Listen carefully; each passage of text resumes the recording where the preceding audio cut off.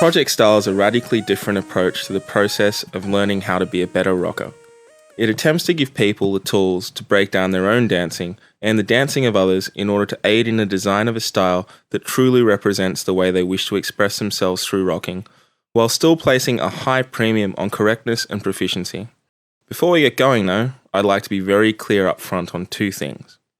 Firstly, Project Style is not a set of basic tutorials designed to simply spoon-feed you a set of steps to learn.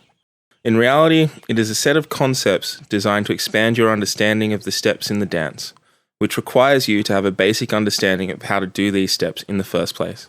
If you don't have that understanding currently, be aware that it's very possible you may not have the easiest time grasping what it is that we're talking about, and we are not going to go over those basics at any point because it's been done plenty of times. Secondly, Project Style is not going to appeal to everybody. In reality, there are two types of rockers out there. There are those folks who take it seriously as a passion and have a burning desire to improve, and there are those who simply rock for the hell of it.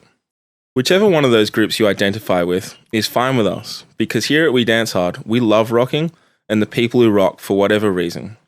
That being said, Project Style aims to be very specific and very detailed about things that most people wouldn't ever consider giving any amount of thought to. So if you're not the kind of person who is likely to care about that stuff, be aware that you may get nothing out of this. With all that being said, we're not trying to deter anyone from watching, but rather just trying to give you a real idea of what to expect.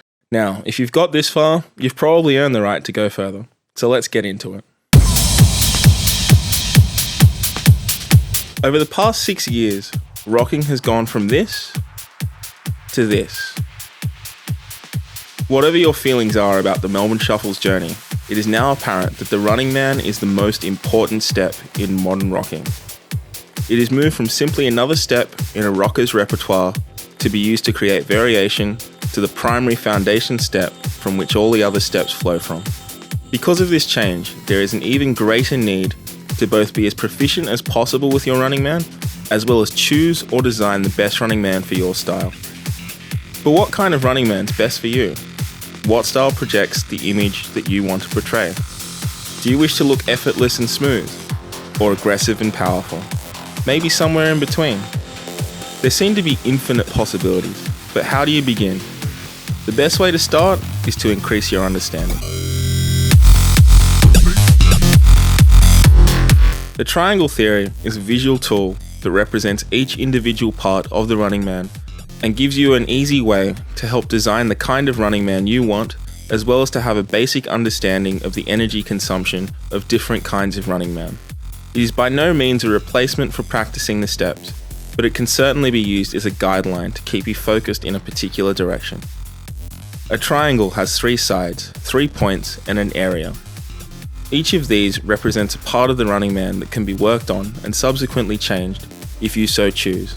And the area of the triangle represents the total distance that you will travel during the course of 1 rep of the running man. Don't worry, we know that you're probably confused right now. Hopefully you won't be when we're done. Side A represents the pathway that your leg takes to rise to the midpoint of the running man. As a standard, it is generally a diagonal straight line.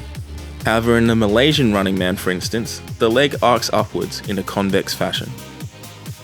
Point 1 represents both the height that your leg rises to, as well as the forward position of the midpoint of your running man. Changing either of these will change the overall look of your running man. Side B represents the pathway that your leg takes to hit the ground after the midpoint. As a standard, it is generally a diagonal straight line. However, unlike the upwards motion in side A, there is very little that can be changed here. In fact, this is mostly affected by where point 1 is located. Point 2 represents the point where your foot hits the ground from the downward step. In the standard modern running man, the foot lands flat on the ground. In older styles, people have landed with their heel up. There are many other variations, all of which can change the look of your running man in different ways.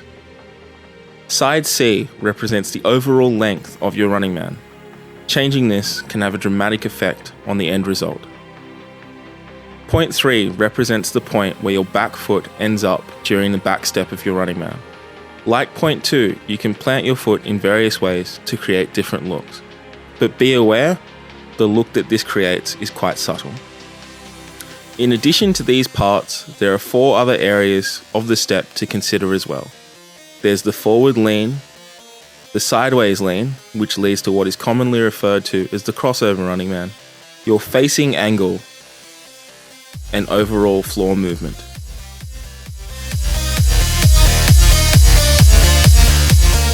Everything that we've covered so far refers to the mechanics of the running man, in terms of the individual parts of the step that can be changed and customized to suit your particular style. Beyond these individual areas though, are 2 fundamental concepts that cover the entire step. Those concepts are effort and energy. Effort refers to the amount of force that you put into each facet of the step. The look of any individual facet can be changed by simply applying more effort, even while keeping the exact same mechanic. This is the key to getting the harder look, or maybe to give emphasis to a particular part. The opposite is also true when trying to get a softer look. The concept of energy is contextual. It refers both to the total amount of energy you have to put into a particular dance, and to the amount of energy a part of the dance takes. No matter how fit you are, the amount of energy you have is finite. So it always makes sense to use the smallest amount of energy necessary to achieve your desired look. One way to do that is through the mechanics. Earlier, we referred to the area of the triangle representing the total distance that you have to travel during one rep of the running man. To break this down further, the total distance refers to not just the length of your running man, but also the distance it takes to reach both points 1 and 2. Say you had a fairly standard running man right now, but you were aiming for a look where a long running man was the most important part that you were trying to project. In this situation, the height of your running man may not necessarily be so important to your look. If you were to keep the height that you were already used to, but increase the length, you would be increasing the total distance you would have to cover by a larger amount, resulting in every rep of the running man taking more energy than you were using previously. What if you simply lowered the height in this situation? You would still get your increase in length, but your overall distance would not change, and thusly the amount of energy required also wouldn't change. Changing the mechanics of your running man to focus on the areas you want to project most can change the dynamics on the amount of energy you use, potentially giving you the ability to put more energy into increasing effort or simply dancing for longer. Although there is a huge amount of information here, the biggest thing to be aware of is that you don't necessarily have to take it in all at once. This segment attempts to cover as many of the decisions that rockers have to make with regards to their running man and present them to you in this way, to give you the ability to pick and choose different things to incorporate into your dancing. You may not aim to completely change your running man, but understanding the different ways that you can change it gives you more options. Say there's a quiet part of the song. You can change the mechanics of your running man to better reflect that, perhaps reducing the length and the height. The biggest thing to know is that the music should always dictate your style, and understanding more of the things that you can do always helps you to communicate that better. Lastly, if you only take one thing out of this, to potentially improve your existing running man, understanding the larger concepts of energy and effort is really the most important, as making choices on how you use those things can have an effect on any style. At any point though, if you're looking to change your running man mechanically, understanding each part and making key decisions on those parts will go a great way towards doing it. Thanks very much for watching.